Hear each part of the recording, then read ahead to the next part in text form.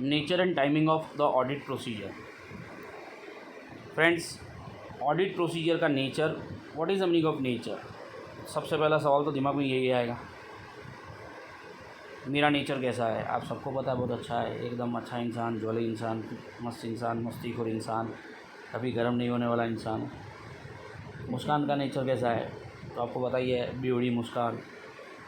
योगेश का नेचर कैसा है तो केजरीवाल जैसा है, बराबर। ऐसा सब कुछ यहाँ नहीं है। यहाँ पर क्या है, what is the nature of audit procedure means substantive audit procedure, long audit procedures, short audit procedures, detailed audit procedures rather to be very precise, right? That is what is to be considered as nature. And second one is the timing, कितना time audit procedure में लगना चाहिए। तो लोग क्या कहते हैं कि ऑडिट प्रोसीजर जो भी है उसका नेचर और टाइमिंग, अकाउंटिंग डेटा जो भी है और जो अदर इन्फॉर्मेशंस अवेलेबल है इलेक्ट्रॉनिक फॉर्म में, उसके ऊपर डिपेंड करता है। अकाउंटिंग डेटा बहुत ज़्यादा है तो ऑब्वियस है आपका नेचर सब्सटेंसिव रहेगा।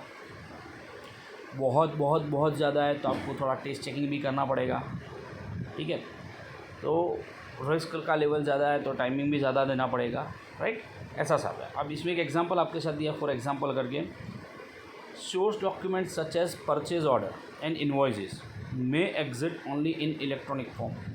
हो सकता है कि परचेजेस जो भी आपने किए हो आपको खाली इलेक्ट्रॉनिक फॉर्म में ही अवेलेबल होते हो, क्योंकि आज आपको पता है कि पूरा का पूरा बिल वगैरह जो भी है वो सब आपको मेल ही कर देते हैं, ठीक है। तो फिज़िकल पेपर्स का ज़माना जो है वो डे बाई डे थोड़ा कम होता जा रहा है। फिज़िकल पेपर्स वगैरह जो है उसके बिल बनते नहीं हैं, बिल का कॉपी भी ईमेल के थ्रू हो जाता है। तो हो सकता है कि आपका जो क्लाइंट है जिसके वहाँ आप ऑडिट कर रहे हो उसके वहाँ परचेज़ ऑर्डर्स आपके जो भी उसकी जो इन्वॉइसेस है उसका कोई फोल्डर ही बना हो और सारे के सारे इन्वॉइसेस उसी के अंदर हो। ये भी हो सकता है कि कोई ऑर्गेनाइजेशन ऐसी हो जो खाली स्कैन, उनके पास फिजिकल डॉक्यूमेंट्स आते उसको भी स्कैन करके रखती है और फिजिकल डॉक्यूमेंटेशन जो भी उसको मेंटेन नहीं करती हो। तो उस एनवायरनमेंट के अंदर आपको जो ऑडिट करना है वो कैसे करना है, वो ऑल टुगेदर डिफरेंट थिंग है, नंबर 1। नंबर 2, ये भी हो सकता है कि फिज़िकली आप उसको रखते हो तो फिर उस एनवायरनमेंट में आपको ऑडिट कैसे करना है वो पूरा का पूरा एक अलग है। इसके साथ साथ ही ये भी आपको देखने की ज़रूरत पड़ेगी कि जो भी ऑर्गेनाइजेशन है वो बैकअप डेटा अगर इलेक्ट्रॉनिक फॉर्मेट के अंदर अगर वो अपने डॉक्यूमेंट्स को रखती है तो वो जो भी कुछ है वो इलेक्ट्रॉनिक फॉर्मेट में अगर डेटा रखती है तो उसका बैकअप रखती है कि नहीं रखती है। ऐसा ना हो कि कल को हम ऑडिट करके जाए और परसों पता चला कि उनके वहाँ आग लग गई या उनकी हार्ड डिस्क करप्ट हो गई और पूरा डेटा नष्ट हो गया और पूरा का पूरा हमारा रिपोर्ट है उस रिपोर्ट के सारे एविडेंस ही गायब हो गए। तो in that circumstances we have to be very sure that कि वो इलेक्ट्रॉनिक फॉर्मेट में अगर डेटा रखते हैं तो उसका बैकअप फाइल भी होना चाहिए। और ये सारी चीज़ों के बाद ही हम डिसाइड कर सकते हैं कि किस तरह से हमें ऑडिट प्रोसीजर्स करना चाहिए, मतलब डिटेल ऑडिट प्रोसीजर होना चाहिए या फिर शॉर्ट ऑडिट प्रोसीजर होना चाहिए, उसका टाइमिंग कितना होना चाहिए। Is it clear? Audit procedures जैसा मैं पहले की वीडियो में भी बता चुका हूँ आपको कि ऑडिट प्रोसीजर्स में क्या क्या आता है। तो मैंने कहा था IOC, I is for inspection, O is for observation, C is for confirmation. फिर मैंने कहा था RRP, 1 R is for recalculation and 1 R is for reperformance. Then after analytical procedures and of course inquiry, right. तो यही आपको दिखेगा यहाँ पर, आपको मस्त दिख रहा है 1 2 3 4 5 6 7 7 तरह की प्रोसीजर्स बेटा हमको बताई गई है। पहला I, that is for inspection. Second O is for observation, IOC, OC, IOC, ठीक है, मैं OC हूँ। I is for inspection, O is for observation, C is for confirmation. उसके बाद आपको क्या दिया हुआ है, RRP, what is the meaning of R, recalculation, then after reperformance, उसके बाद analytical procedures and last one is the inquiry. So IOC, RRP, AI, RRP, AI, AI, AI, कौन आए, AI, कौन आए, AI, राइट। अब बेटा इसी चीज़ को इन लोगों ने वापस बताया, what is the meaning of inspection. तो इंस्पेक्शन क्या होता है वो आपको बताया हुआ है।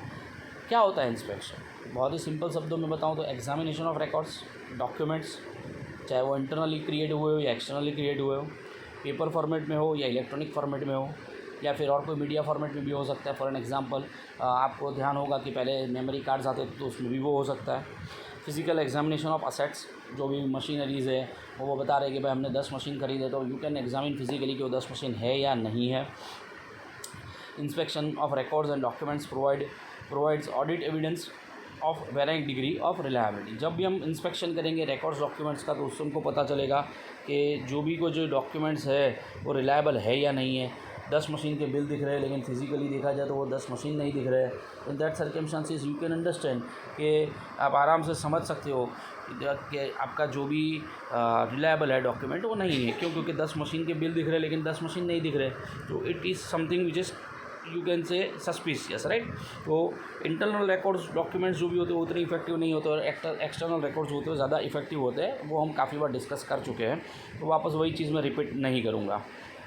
अब इन लोगों ने भी कुछ अपने एग्जांपल्स दिए हुए हैं, ठीक है, तो वो अब बेटा आप पढ़ोगे, ठीक है। होपफुली यहाँ पर आपको क्लियर हुआ होगा what is the meaning of inspection, right. बाकी आप अंदर से पढ़ोगे क्योंकि मैं एक एक लाइन वाइज अंदर से पढ़ रहा नहीं। जो भी ऑडिट एविडेंस है उसका ऑब्वियस ओनरशिप किसका होता है? ऑडिटर का होता है। That we have discuss so many times, so I am not going to into the depth of the same. Okay, so best of luck for my video to me and best of luck for to you also to understand the video. Thank you very much. मिलेंगे next video में। आज मैं कोशिश करूँगा कि आपका 3rd chapter जो है वो पूरी तरह कंप्लीट कर पाऊँ।